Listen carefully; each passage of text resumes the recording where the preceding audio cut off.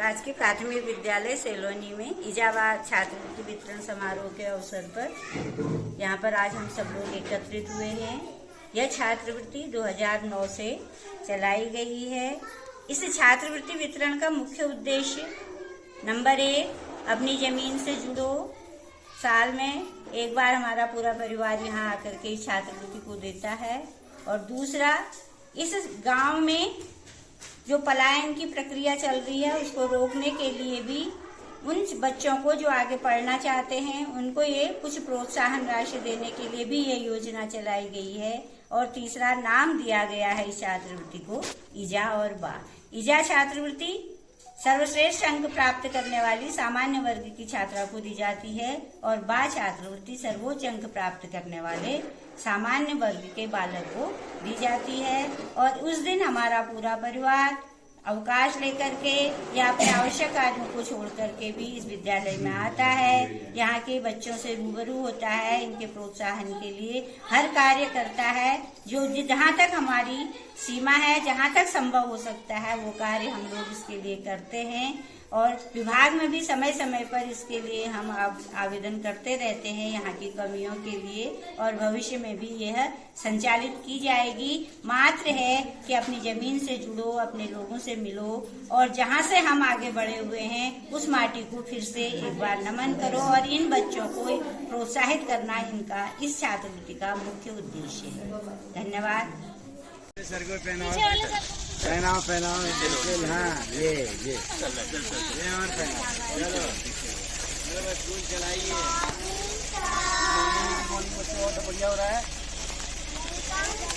Thank you. आप सभी लोगों का मैं यहाँ पर स्वागत करती हूँ, अभिनंदन करती हूँ।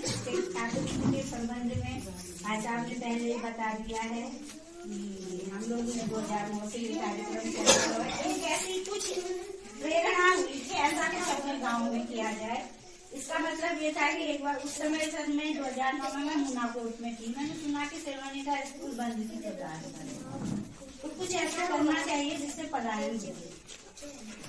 तो मैंने कहा चलो कुछ सामान्य लोग यहाँ से ज्यादा पलायन कर रहे थे, इसलिए ये हुआ कि चलो इन बच्चों के लिए एक बार स्कूल बंद हो गया तो फिर खुलना मुश्किल होता है, तो ये बच्चे कहीं नहीं जा सकते हैं, उनको तो प्रोत्साहन मिलेगा। तो ऐसा कुछ करना चाहिए कि ये बच्चे यहाँ पढ़ें, कुछ अच्छा बने, इनको प्रोत्साहन दूं। SC/ST वर्ग के लिए तो थोड़ा गवर्नमेंट भी प्रोत्साहित करती है, लेकिन जनरल का तो कोई साधन ही नहीं था, तो इसलिए मैंने इसके लिए ये विकल्प चुना। तब से ये चली आ रही है और विभाग का भी इसमें सहयोग मिलता आया है, जिससे भी मैं जब यहाँ आने के लिए कहती हूँ तो हमेशा ही आते हैं।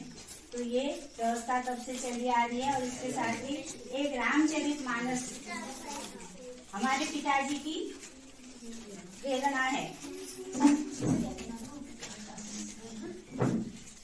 उनका प्रिय ग्रंथ था रामचरितमानस।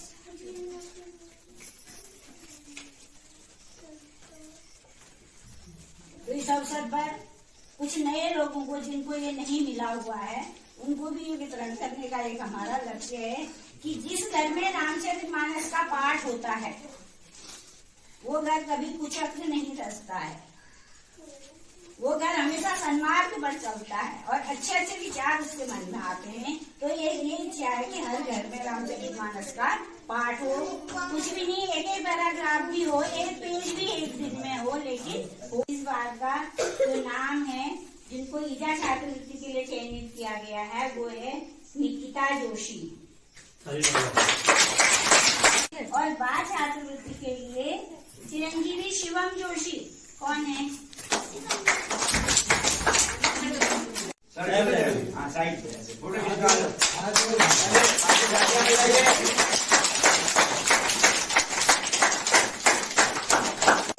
चिरंजीवी शिवम जोशी।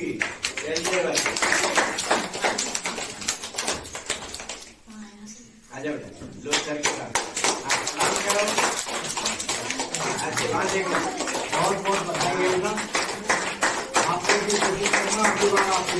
इसके लिए मैं मैडम की बहुत बुरी प्रशंसा करूंगा। और मैंने मैडम का कार्यकाल पहले भी देखा है, जब मैडम PGIC सर में प्रधानाचार्य के रूप में थी, तो मतलब वहाँ अध्ययनरत बालिकाओं के लिए मैडम ने मतलब जो क्या किया वहाँ पर, मैं सोचता हूँ कि कभी कभी स्टाफ के लोग भी मैडम से बहुत नाराज रहती हूँ कि मैडम जो है कभी 5-10 मिनट की ऊपर नीचे नहीं करती है। मैडम का जो लक्ष्य था वो था बच्चे, कि बच्चों की पढ़ाई में बाधित न हो, इसके लिए वो हमेशा तत्पर रहती थी और वही प्रेम उनका अभी भी बच्चों के प्रति है।